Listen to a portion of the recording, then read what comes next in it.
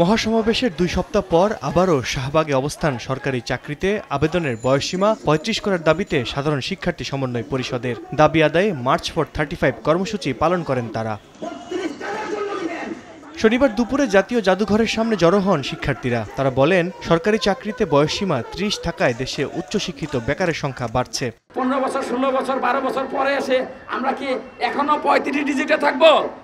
আমরা তো উন্মুক্তর দিকে যাব। প্রধান উপদেষ্টার কাছে বিনীতভাবে অনুরোধ করছি, আপনার 3-0 বাস্তবায়ন করার জন্যে অনতিবিলম্বে চাকরিতে প্রবেশের বয়সসীমা 35 এবং ক্ষেত্র বিশেষে উন্মুক্ত করতেই হবে।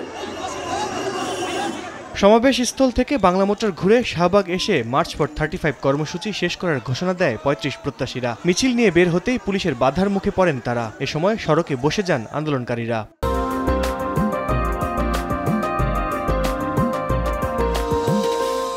12 বছর পর্যন্ত রাজপথে থেকেছি, আমরা রাজপথে আমরা দ্রুত সমাধান চাই। আমরা যদি এভাবে বারবার প্রতারিত হই তাহলে তো কিভাবে কি 12 বছরের আন্দোলন, এই 12 বছরের আন্দোলন এভাবে তো বৃথা যেতে দিব না আমরা। তাদের দাবি মেনে নেওয়ার জন্য সরকারকে 30 সেপ্টেম্বর পর্যন্ত সময় বেঁধে দিয়ে রাস্তা ছেড়ে দেন 35 প্রত্যাশীরা।